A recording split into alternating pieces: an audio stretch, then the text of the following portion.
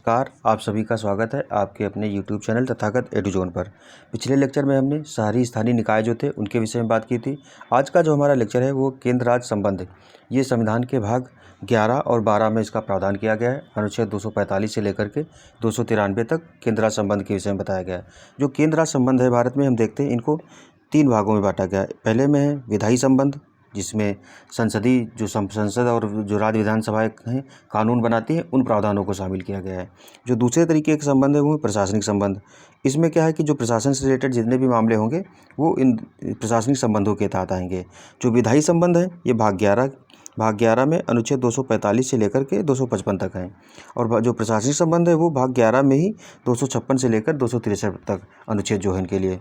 जो वित्तीय संबंध है इनका जो प्रावधान संविधान में किया गया है वो अनुच्छेद 264 से लेकर के 293 तक, ये भाग 11 के तहत आते हैं। वित्तीय में जो वित्त राज्यों के बीच में और जो संघ और राज्य के बीच में वित्त का विभाजन होता है वो किस आधार पर किया जाएगा, उसके बारे में इन संबंधों के बारे में बताया गया है। तो हम सबसे पहले देखते हैं कि जो विधायी संबंध है, मतलब केंद्र राज्य संबंधों के तहत जो सबसे पहले प्रावधान किया गया वो विधायी संबंधों को किया गया है। तो जो भारत में केंद्र राज्य संबंध में देखते हैं कि विधायी संबंध कहाँ से लिए गए, तो ये कनाडा मॉडल पर अपनाए गए हैं। भारत में जो विधायी संबंध है कनाडा, क्योंकि हमने जो संघीय व्यवस्था है वो कनाडा मॉडल की अपनाई है, इसी वजह से जो संघीय स्तर पर देखते हैं जो केंद्र राज्य के बीच विधायी संबंध है वो कनाडा मॉडल पर ही अपनाए गए हैं। इसमें कहा गया कि भारतीय संविधान के भाग 11 के अध्याय 1 में इसका उल्लेख है। कहाँ से, तो अनुच्छेद 245 से लेकर 255 तक प्रावधान किया गया है। यानी कि केंद्र राज्य संबंध में जो विधायी संबंध है उनका प्रावधान अनुच्छेद 245 से लेकर के 255 तक किया गया है। फिर कहा गया कि जो विधायी संबंध है मुख्यतः 1935 के अधिनियम पर आधारित है, क्योंकि 1935 हमने बताया था, जब शुरुआत में बताया था कि भारतीय संविधान में विभिन्न देशों से लिए गए स्रोत, तो उसमें जो 2/3 ढांचा जो हमारे संविधान का है वो 1935 के अधिनियम पर ही आधारित है, तो वहीं से विधायी संबंध हमने लिए हैं। फिर विधायी संबंध को संघ और राज्यों के बीच में 2 आधारों पर नियमित किया जाता है। तो जो विधायी संघ है उनका जो विभाजन किया गया है वो 2 आधारों पर किया गया है, एक है क्षेत्र के आधार पर, दूसरा है विस्तार के आधार पर। तो इसमें ये कहा गया है कि देखो कौन कौन से विधायी संबंध इस तरीके से हैं कि केंद्र और राज्य विधानमंडल का क्षेत्रीय विस्तार कहाँ कहाँ कर सकते हैं, दूसरा विधायी विषयों का बंटवारा किस आधार पर होगा, तीसरा है राज्य क्षेत्र में संसदीय विधान कौन कौन से हैं और किन किन परिस्थितियों में राज्यों में लागू हो सकते हैं। अगला कहा गया राज्य विधानमंडल पर केंद्र का नियंत्रण कब कब स्थापित हो सकता है, तो ये विधायी संबंध के तहत ही प्रावधान कर दिया गया है।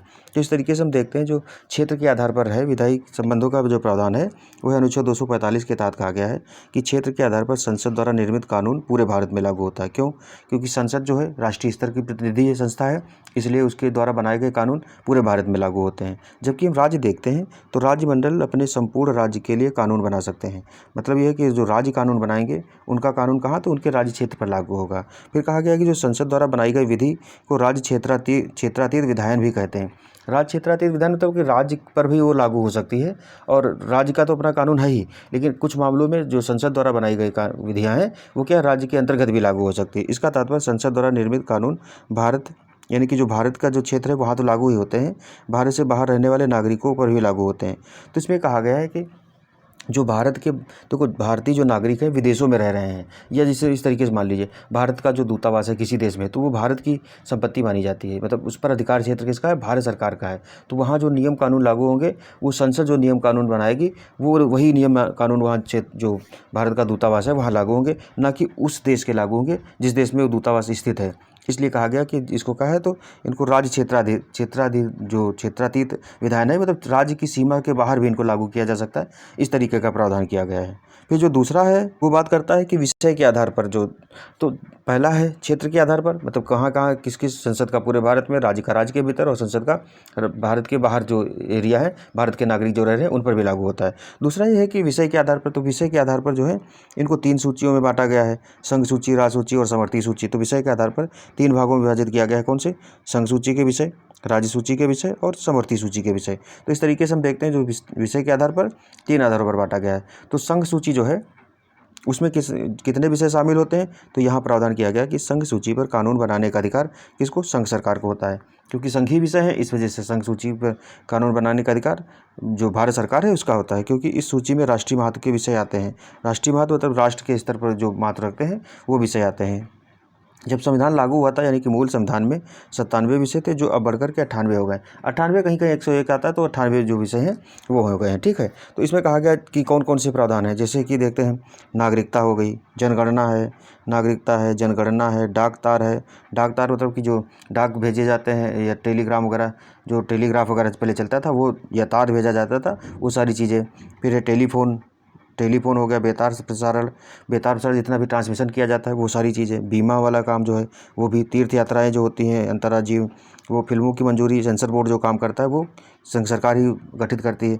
आविष्कार यानी कि जो इनोवेशन वगैरह भारत में होते हैं वो भी संघ सरकार के तहत आते हैं। विज्ञापन वगैरह जो जारी किए जाते हैं वो, उन पर भी किसका, संघीय नियम लागू होते हैं। ट्रेडमार्क यानी कि जो कोई भी कंपनी का जो व्यापार चिन्ह होता है वो कैसे बनाया जाएगा, जितने भी ट्रेड से रिलेटेड मामले आते हैं वो किसके तहत आते हैं, संघ सूची के तहत। फिर लेखा परीक्षा, जो राज्यों में लेखा और लेखा परीक्षण जो होता है वो कौन, संघ सरकार कराती है। अंतर्राष्ट्रीय नदियों और नदी घाटियों का विकास किस तरीके से किया जाएगा, ये भी संघीय विषय के तहत आता है। भारत में जो अफीम की खेती है ये संघ सरकार के नियमों के अधीन कराई जाती है।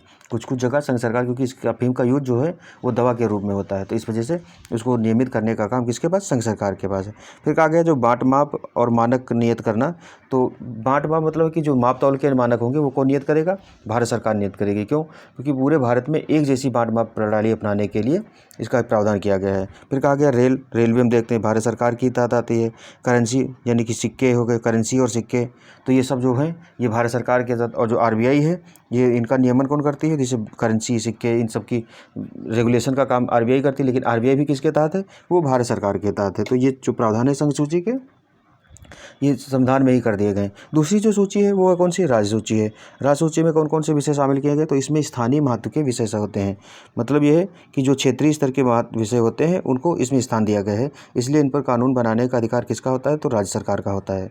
मूल संविधान में 66 विषय थे, जो वर्तमान में कितने 59 रह गए, 59 विषय रह गए हैं। जैसे कि कानून व्यवस्था, जैसे राज्यों में कानून व्यवस्था किसका बनाना अधिकार होता है, वो राज्य सरकार का होता है। लोक स्वास्थ्य मतलब स्वास्थ्य के लिए काम करना।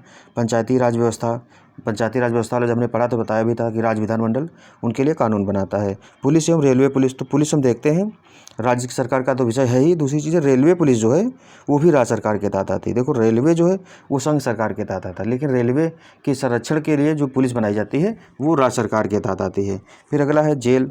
जो जेलें होती हैं, ये अभी पिछले बार पेट में भी आया था एक क्वेश्चन कि जेल किसके तहत आती है, तो ये राज्य सरकार के तहत आती है। जेल, कारागार इसको भी कहते हैं। फिर लोक व्यवस्था एवं सफाई पर, यानी कि सफाई वगैरह जो काम होता है, तो लोक व्यवस्था का मतलब होता है एक तो कानून व्यवस्था का, दूसरा लोक व्यवस्था मतलब कि समाज में अच्छी व्यवस्था बनी रहे। एवं सफाई वगैरह जो शहरों की या गांव की जो सारा होता है, ये नगर निगम वगैरह किसके तहत गठित होते हैं, राज्य सरकार के तहत ही गठित होते हैं, इसलिए कहा गया। फिर अस्पताल जो हो गए राज्यों में। फिर औषधालय यानी कि जो दवा वाले मेडिकल स्टोर वगैरह हो गए। मत्स्य पालन जो होता है वो भी राज्य सरकार के तहत होता है। कृषि जो होती है वो भी राज्य सरकार का विषय है। उसके बाद कृषि पर जो आयकर लगता है, आयकर का प्रावधान किया गया, लेकिन अभी इसको लगाया नहीं जाता है, लेकिन ये आता है किसके तहत, तो राज्य सरकार के तहत आता है, यानी कि राजसूची विषय। फिर पथकर यानी कि जो टोल टैक्स वगैरह लगते हैं, राजमार्ग वाले कर लगते हैं वो। फिर प्रति व्यक्ति जो कर लगते हैं, पर कैपिटा जो कर लगाए जाते हैं वो भी इसी के तहत आते हैं। फिर अगला विद्युत के उपयोग एवं विक्रय पर जो कर लगते हैं, तो विद्युत के उपयोग एवं विक्रय पर कर लगते हैं। हम देखते हैं जो डिस्कॉम जो कंपनियाँ हैं वो सारी किसके, राज्य सरकारों के तहत आती हैं। फिर बाज़ार वगैरह राज्यों में होती है। मेला हो गए, नाट्यशाला यानी कि जो थिएटर वगैरह है, नाट्य प्रदर्शन जो होता है। गोदाम का विकास हम देखते हैं कि राज्यों में जो किया जाता है वो। मनोरंजन पर कर यानी कि जो मूवी सिनेमा ये सब चीज़ें हैं, तो इन पर कर कौन लगाते हैं, हर राज्य लगाता है अपना अपना। फिर खदान का उत्पादन जो होता है, मतलब खदानें जो होती हैं वो राज्य सरकार के तहत आती है, लेकिन उसमें जो उनका आवंटन करती है वो केंद्र सरकार करती है। गैस व गैस से संदर्भित जो विषय आते हैं, तो किसी राज्य में अगर गैस निकल रही तो उस पर वो राज्य सरकार के तहत आ जाएगी। जल विकास यानी कि जल के विकास के लिए, मतलब किसी एरिया में कितना जल पहुँच रहा है या नहीं पहुँच रहा है, और जल संसाधनों का विकास कैसे होगा उस लिए। फिर सिंचाई जो हो गई।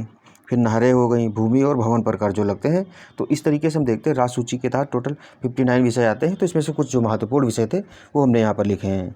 अगला जो सब्जेक्ट है वो है समवर्ती सूची। समवर्ती सूची, अच्छा, इस समवर्ती सूची जो तीनों सूचियां हैं इनका प्रावधान किया गया है। जो 7वीं अनुसूची है संविधान की जो 7वीं अनुसूची है उसके तहत भी प्रावधान किया गया है, तीनों जो अनुसूचियाँ हैं, ठीक है। तो समवर्ती सूची में क्या है कि इसमें स्थानीय व राष्ट्रीय दोनों महत्व के विषय होते हैं, इसलिए इस पर कानून बनाने का अधिकार किसको, केंद्र और राज्य दोनों सरकारों का होता है। मतलब ये कि ये स्थानीय महत्व के तो होते साथ में राष्ट्रीय महत्व भी रखते हैं। राष्ट्रीय महत्व इस पर मान लो कोई ऐसा स्थानीय विषय है जो पूरे भारत में लागू होता है, मान लो कहीं स्पेशल जगह है तो वो राज्य के स्तर का हो गया, लेकिन राज्य स्तर का जो कोई विषय राष्ट्रीय स्तर का हो जाता है जब वो हर जगह उसी तरीके का होता है, तो उस तरीके के जो विषय है वो वाले इसके तहत आते हैं। इसीलिए इस पर जो कानून बनाने का अधिकार किसको, केंद्र और राज्य दोनों सरकारों का होता है। मूल संविधान में इसमें 47 विषय थे, जो अब कितने हो गए, 51 हो गए, मतलब 51 हो गए हैं। तो जैसे कि फौजदारी कानून है, जो हमने जब अधीनस्थ न्यायालय पढ़ा था या हाईकोर्ट पढ़ा था या सर्वोच्च कोर्ट न्यायालय पढ़ा था, तो वहाँ फौजदारी कानून जो कि इसमें तो समवर्ती सूची में आते हैं। निवारक निरोध जब हमने अनुच्छेद 22 पढ़ाया था तो उसमें बताया था कि किस तरीके से निवारक निरोध के तहत गिरफ्तारी होती है। तो उस तरीके वाली जो गिरफ्तारियाँ हैं उसमें ये किसके तहत, तो समवर्ती सूची के तहत आती है। फिर अगला है शादी तलाक जैसे मुद्दे होते हैं, वो भी इसी के तहत समवर्ती सूची के तहत आते हैं। फिर अगला है आर्थिक और सामाजिक योजनाएं जो लागू की जाती हैं, वो समवर्ती सूची, क्योंकि आर्थिक और सामाजिक योजनाएं दोनों स्तर पर, राज्य स्तर पर और संघीय स्तर पर भी बनती भी है और लागू भी की जाती हैं। सामाजिक सुरक्षा यानी कि जो सोशल सिक्योरिटी वाले कार्यक्रम होते हैं तथा सामाजिक बीमा जो होते हैं, ये कब राज्य सरकार भी चलाती है और केंद्र सरकार भी चलाती है। जनसंख्या नियंत्रण एवं परिवार नियोजन, तो जनसंख्या नियंत्रण के कार्यक्रम राज्य सरकार भी बनाती है और केंद्र सरकार भी बनाती है। अभी से यूपी में पिछले बार दो बच्चों वाली जो पॉलिसियाँ आने की बात हुई थी, तो वो सारा राज्य सरकार ने किया था, जबकि संघ सरकार चाहे तो अपने स्तर पर भी कई सारे प्रयास कर सकती है। परिवार नियोजन हेतु जो कार्यक्रम किया अपनाए जाते हैं। फिर अगला है पुनर्वास, मतलब इसको रीसेटलमेंट, जनसंख्या क्या करना है, कोई योजना मान लो लागू हुई, उसके बाद उस योजना से प्रभावित लोगों को दूसरी जगह बसाना है, तो वो काम कौन, समवर्ती सूची के तहत किया जाता है। पुरातत्व विभाग जो होता है ये भी समवर्ती सूची में आता है। न्यायालय की जो अवमानना होती है, मतलब न्यायालय की हमने जब न्यायालय पढ़ रहे थे तो अनुच्छेद 129 के तहत जो सर्वोच्च न्यायालय, हाईकोर्ट को भी इसी तरीके से अधिकार दिया गया है। तो वो क्या है कि अवमानना वाला जो केस होगा वो जब देखा जाएगा तो किसके तहत आएगा, एक तो न्यायालय अवमानना के लिए दंडित कर सकता है, लेकिन इस दंड को लागू कराने का जो जिम्मेदारी होगी राज्य की और संघ की दोनों की होती है। फिर अगला है समाचार पत्र जो होते हैं। समाचार पत्र जो है राज्य सूची के, मतलब समवर्ती सूची के तहत आते हैं और इस पर राज्य केंद्र दोनों का नियम लागू होता है। पुस्तकें जो होती हैं, मतलब पुस्तकों की जो हम देखते हैं प्रिंटिंग होती है, बिक्री होती है। पुस्तकालय यानी कि जो लाइब्रेरी वगैरह होती हैं, संघ सरकार की तरफ के तहत भी आती हैं और राज्य सरकारों के तहत। फिर भविष्य निधि यानी कि जो फ्यूचर वाले हम बीमा वगैरह कराते हैं, बीमा राज्य केंद्र संघ सरकार का था, लेकिन जो भविष्य निधियाँ हैं, वो जो भविष्य निधियों में पैसा जमा किया जाता है वो किसके, समवर्ती सूची के तहत आता है। वन, तो ये जो है वन वाला हो गया, वन्य प्राणी, शिक्षा और बाट माप। तो इसमें वन वाला जितने भी फॉरेस्ट एरिया हैं वो किसके, दोनों समवर्ती सूची में आते हैं। वन्य प्राणी मतलब वनों में रहने वाले जो जीव जंतु हैं उनके बारे में। शिक्षा जैसे है, भारत में शिक्षा के लिए केंद्र सरकार भी, जैसे भी कि 2020 में नई शिक्षा पॉलिसी लाई थी, उसका राज्य सरकारें अपनी तरफ से अलग प्रयास करती हैं। बाट माप की पूरे भारत में एक तरीके की मापन प्रणाली अपनाने के लिए क्या है, बाट माप को इसमें शामिल किया गया है। तो इस तरीके से समवर्ती सूची में 51 विषय हैं और इसमें आगे नोट दिया गया है कि 42वें संविधान संशोधन अधिनियम द्वारा 1976 में राज्य सूची से 5 विषय हटाए गए थे। तो पहले 66 थे राज्य सूची में पढ़ा था, 66 से 59 बचे हैं, तो वो इसी वजह से बचे क्योंकि 5 विषय इधर ले आए गए। तो इसमें कहा गया शिक्षा, बाट माप, वन्य प्राणी और जो पक्षियों की रक्षा तथा परिवार नियोजन एवं जनसंख्या नियंत्रण वाला जो कार्यक्रम है, वो 5 जो विषय थे वो राज्य सूची से हटा करके यहाँ ले आए गए हैं। इस तरीके से किया गया कि समवर्ती सूची, क्योंकि ये ऐसे मुद्दे हैं जिन पर केंद्र भी कानून बनाता है और राज्य भी बनाता है। अब पता चलता है कि राज्य सूची में अगर विषय है तो संघ उस पर कानून नहीं बना सकता है, इसलिए इसका ऐसा किया गया है। फिर इनको निकाल कर समवर्ती सूची में रखा गया है। तो इस तरीके से इन सारे विषयों को जो राज्य सूची था वहाँ से हटा करके समवर्ती सूची में लाया गया है। फिर जो आगे प्रावधान किया गया है कि अनुच्छेद 247 कहता है अतिरिक्त न्यायालयों की जो स्थापना होगी उसका बंद किया गया। मतलब अभी हम देखते हैं भारत में एकीकृत न्यायिक प्रणाली है, सबसे ऊपर सर्वोच्च न्यायालय है, फिर उच्च न्यायालय है, उच्च न्यायालय के समकक्ष हम देखते हैं अधिकरण भी आते हैं, उसके बाद फिर जिला में देखते हैं तो जिला न्यायालय है, उसके बाद फिर उसके जो मुंसिफ सबसे नीचे मुंसिफ न्यायालय आते हैं। तो इस तरीके से जो न्यायिक व्यवस्था है उसमें कहा गया कि इनके अलावा भी अगर संसद चाहे तो क्या कर सकती है, कोई अधिकरण यानी कि अलग न्यायालयों की स्थापना की जा सकती है। फिर अनुच्छेद 248 जो है ये पूछा गया है क्या है कि अनुच्छेद 248 में क्या है, अवशिष्ट शक्तियाँ हैं। अवशिष्ट शक्तियाँ मतलब कि ये होता है कि जिन विषयों का उल्लेख जो है तीनों सूचियों में ना किया गया हो उन्हें अवशिष्ट शक्ति कहते हैं। फिर इस पर कानून बनाने का अधिकार किसका है, तो संघ सरकार का होता है। जो अवशिष्ट शक्ति है उस पर कानून कौन, संघ सरकार बनाएगी। इसमें कौन कौन से विषय, जैसे साइबर अपराध आदि विषय जो है, क्योंकि ये ऐसे विषय होते हैं, जैसे जब संविधान लागू हुआ था तो इन विषयों को किसी मतलब कुछ ऐसे विषय थे जो उस समय नहीं पता थे कि क्या है। जैसे जैसे समस्या, जैसे साइबर अपराध, जब संविधान लागू हुआ था उस समय साइबर जैसी सुविधा ही नहीं थी, तो साइबर अपराध कहाँ से होते हैं।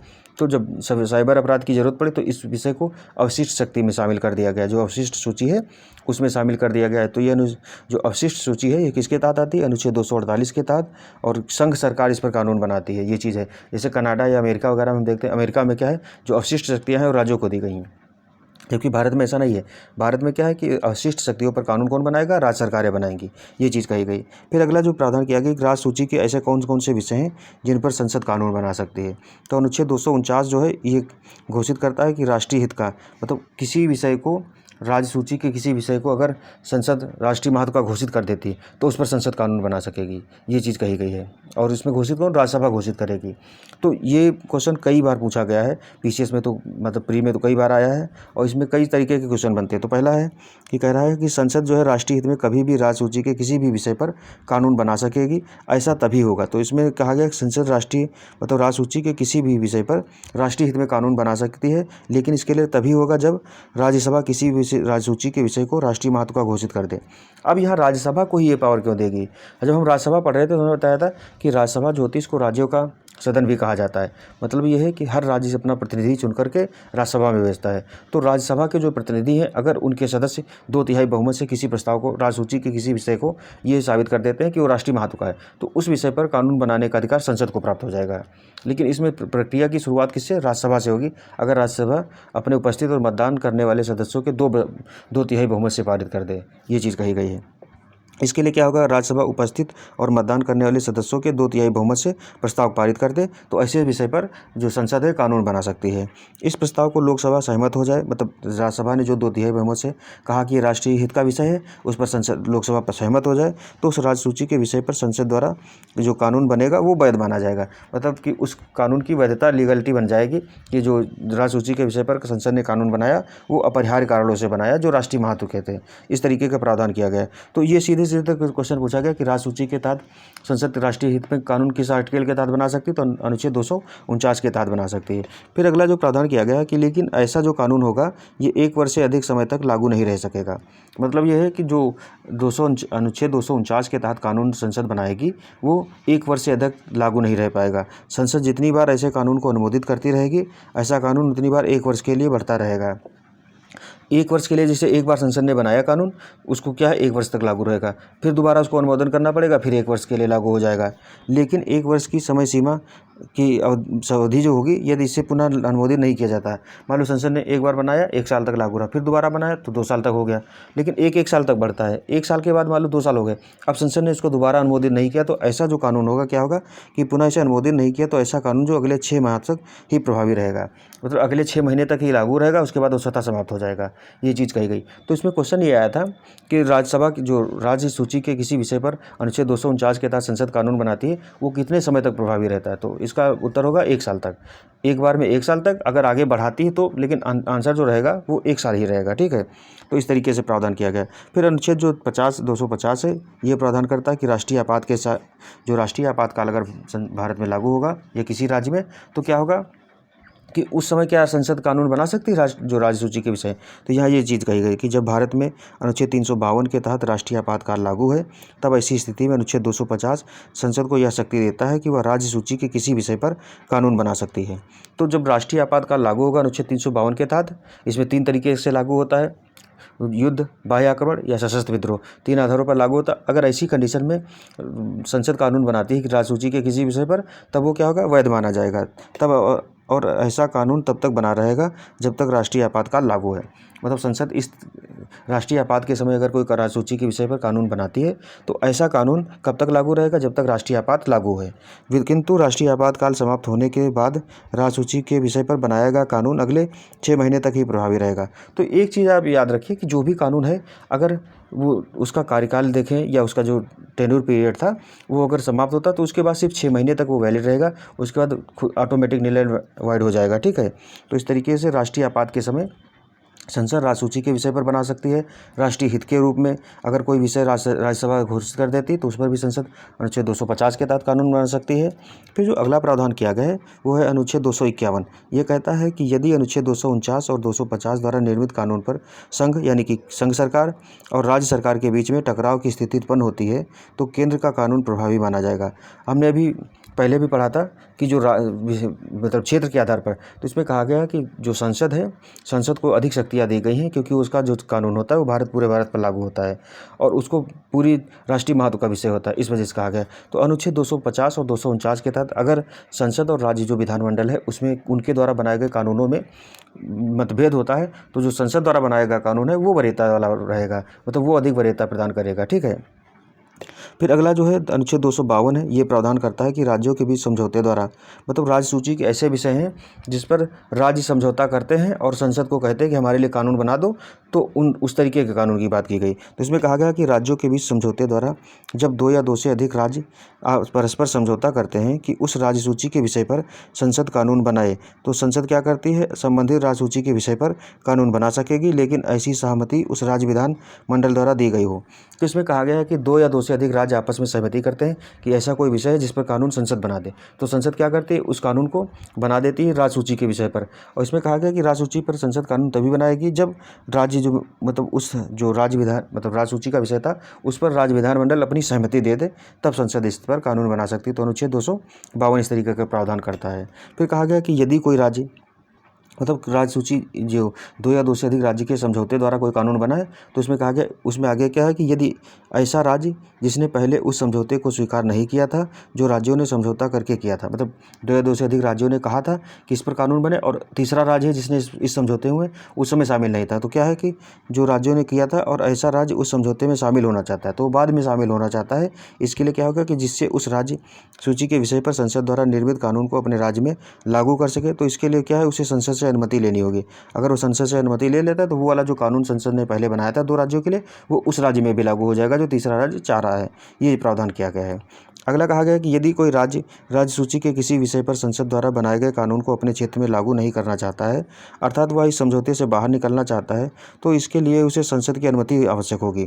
तो इसमें यह प्रावधान किया गया कि कोई राज्य जैसे 2 या 2 अधिक राज्यों ने समझौता किया, संसद ने उस पर कानून बनाया राज्य सूची के विषय पर, और तीसरा राज्य है क्या शामिल भी हो सकता है। फिर एक कंडीशन दी गई कि अगर 2 या 2 राज्यों ने शामिल मतलब समझौता किया और उसमें से कोई राज्य है जो चाहता है कि अब हम उस कानून को ना लागू करें, तो क्या है, संसद की अनुमति लेकर के उस कानून का जो प्रावधान है उनको अपने राज्यों से हटा सकता है। ये प्रावधान किया गया है। तो मतलब नए सदस्य को आने का भी प्रावधान किया गया है और जाने का भी प्रावधान किया गया है। इस तरीके का प्रावधान अनुच्छेद 252 करता है। फिर कहा गया इसके तहत जो अभी अनुच्छेद 252 के तहत जो अभी तक निर्मित कानून बनाए गए कौन कौन है। पुरस्कार प्रतियोगिता अधिनियम 1952 में बना था। वन्य जीव संरक्षण अधिनियम 1972 में आया था, ये जीव जंतुओं के संरक्षण के लिए बनाया गया था। फिर जल प्रदूषण निवारण तथा नियंत्रण अधिनियम 1974 में, ये भी क्वेश्चन पूछे गए कौन सा, जल प्रदूषण निवारण तथा नियंत्रण अधिनियम 1974 में, वन्य जीव संरक्षण अधिनियम 1972 में, मानव अंग प्रत्यारोपण अधिनियम 1994 में। तो इस तरीके के जो कानून है ये संसद ने 2 से अधिक राज्यों की सहमति पर बनाए थे, उसके बाद कई राज्य इसमें शामिल हो गए हैं। अगला है अनुच्छेद 253 प्रावधान करता है कि विदेशी संधि या समझौते की स्थिति में अंतर्राष्ट्रीय संधियों को क्रियान्वित करने के लिए संसद कोई विधि बना सकती है। मतलब यह है कि संसद को क्या है, भारत के संपूर्ण क्षेत्राधिकार पर संसद कानून बनाती है। तो और दूसरी चीज़ विदेश वाला जो व्यापार है, यानी कि विदेशी संबंध किसके तहत आते हैं, संघ सूची के विषय के तहत आते हैं। तो संघ सूची के विषय पर मतलब ऐसे विषय जो अंतर्राष्ट्रीय संबंधों से रिलेटेड हो, मतलब भारत ब्राज़ील से, भारत अमेरिका से, ऐसे संबंध हैं जो 2 देशों के बीच संबंध को बढ़ावा देते हो, उस पर संसद कानून बनाती है। तो उसमें कहा गया है कि ऐसे जब कानून बनाए जाएंगे तो उनको क्या होगा कि राज्य की अनुमति नहीं ली जाएगी, उनको राज्यों को मानना पड़ेगा। ये चीज़ है कि अंतर्राष्ट्रीय संधियों को क्रियान्वित करने के लिए संसद कोई विधि बना सकती है। मतलब है कि भारत के जो संबंध हैं वो किसी देश से अच्छे हों, उसके लिए संसद कानून बना सकती है। इसमें किसी राज्य की सहमति की आवश्यकता नहीं होगी। फिर अगला प्रावधान है अनुच्छेद 254 के तहत। इसके अनुसार जब संसद और राज्य विधानमंडल द्वारा निर्मित कानून आपस में टकराव रखते हैं, तो 251 कहता था कि मतलब 249 और 250 पर अगर टकराव है तो संघ का जो कानून है वो प्रभावी रहेगा। लेकिन 254 कहता है कि जो नॉर्मल कानून है जिनके तहत संसद ने कानून बनाया है, तो कहा इसके अनुसार जब संसद और राज्य विधानमंडल द्वारा निर्मित कानून आपस में टकराव रखते हैं तो संसद द्वारा निर्मित कानून प्रभावी होगा। मतलब संसद का जो कानून है वो ज़्यादा प्रभावी होगा। और यदि राज्य विधानमंडल द्वारा निर्मित कानून को राष्ट्रपति अनुमति दे देता है तो ऐसा कानून टकराव रखने के बावजूद भी जो विधानमंडल का कानून है वो प्रभावी हो जाएगा। देखो, वैसे तो संसद का कानून प्रभावी होगा, लेकिन अगर राष्ट्रपति उस राज्य विधानमंडल के कानून को वरीयता दे देते हैं, मतलब उसको अनुमति दे देते हैं कि ऐसा कानून मान्य हो, तो क्या हो जाएगा, संसद और राज्य विधानमंडल के टकराव के बावजूद भी राज्य विधानमंडल का जो कानून है वो प्रभावी हो जाएगा।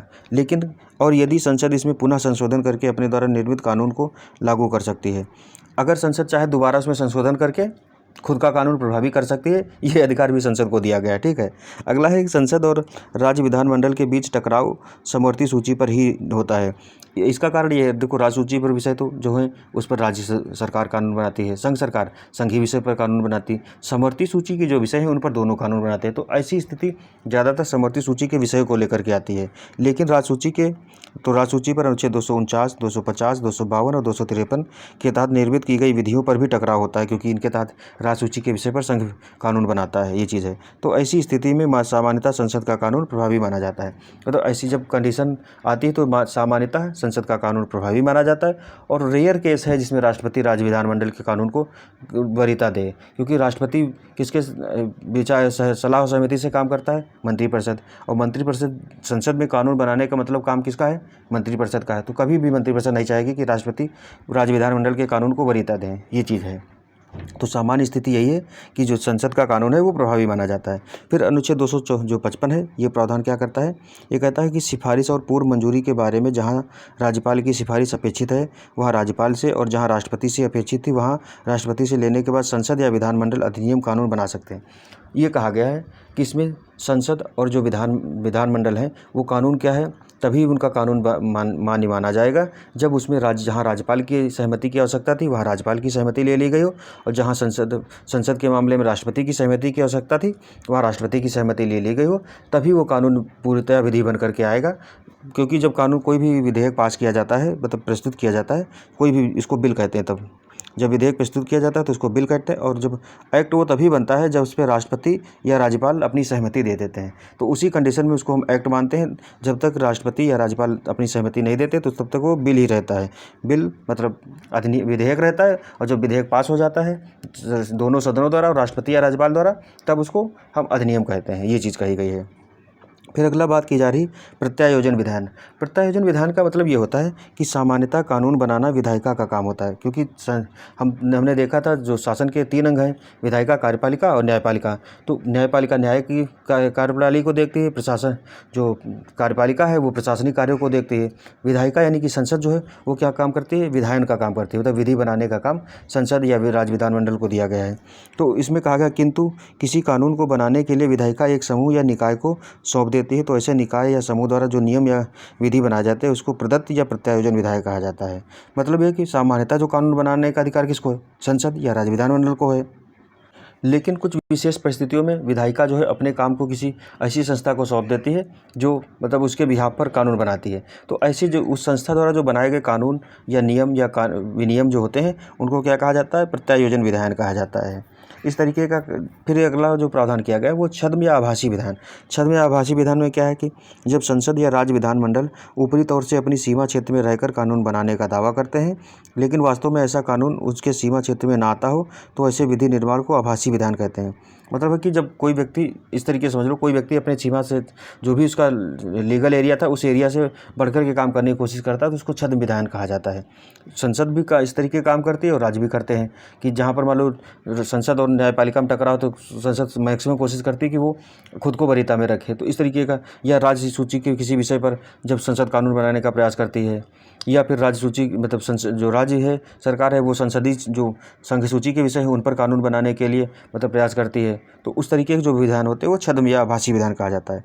फिर अगला ये बात जो की गई वो है भूतलक्षी विधान या फिर भविष्यलक्षी विधान। भूतलक्षी का मतलब है कि पीछे से लागू करना, भविष्यलक्षी मतलब कि आज जिसे हम वर्तमान में देखें तो वर्तमान का मतलब है कि आज की अपेक्षा हम जो कल बीत चुका है तब से लागू कर दें किसी विधान को, या फिर आने वाले कल से लागू करें। तो इस तरीके के जो विधान होते हैं उनको भूतलक्षी या भविष्यलक्षी कहा जाता है। तो विधायिका भूतलक्षी या भविष्यलक्षी दोनों ही प्रकार की विधि निर्माण कर सकती है। इसका तात्पर्य हुआ कि विधानमंडल किसी भी कानून को भूतकाल से लागू कर सकती है। मान लो 2023 चल रहा है तो कोई आज कानून बना उसको 2022 से हमने लागू कर दिया, तो ये भूतलक्षी हो गया। और इस कानून को भविष्य काल से भी लागू कर सकती है कि कानून हमने अभी बना दिया लेकिन इसको लागू कब से करेंगे, 2024 से लागू करेंगे, ये चीज़ है। लेकिन फौजदारी फौजदारी मामले में विधियाँ सदैव भविष्यलक्षी होंगी, भूतलक्षी नहीं बनाई जाएंगी। फौजदारी मतलब जो क्रिमिनल वाले केसेस होते हैं उसमें हमेशा कहा गया कि भविष्यलक्षी विधान बना सकते हैं, भूतलक्षी नहीं बनाएंगे। भूतलक्षी इसलिए नहीं क्योंकि मान लो कोई ऐसा किसी से कुछ किसी गलतीवश कोई काम हो गया, ठीक है, उसमें फिर आगे चल कर के कोई ऐसा कानून बना जिसमें उस गलती जो उसके भूलवश गलती हुई थी उसके लिए मौत का सज़ा का प्रावधान कर दिया गया। तो अब उसने जान की गलती नहीं की थी, लेकिन उसको उस कानून की वजह से क्या होगा, मौत की सज़ा दी जा सकती है। तो इस तरीके का जो क्रिमिनल केसेज होते हैं उनमें क्या है, भूतलक्षी विधान नहीं बनाया जाएगा। तो इस तरीके से हमने जो विधायी संबंध थे आज उनको देखा है। तो अगले लेक्चर में हम देखेंगे जो प्रशासनिक संबंध हैं केंद्र राज्य के बीच में, तो उनको देखेंगे। आज का लेक्चर हमारा यहीं तक था, मिलते हैं अगले लेक्चर में, तब तक के लिए धन्यवाद। जय हिंद, जय भारत।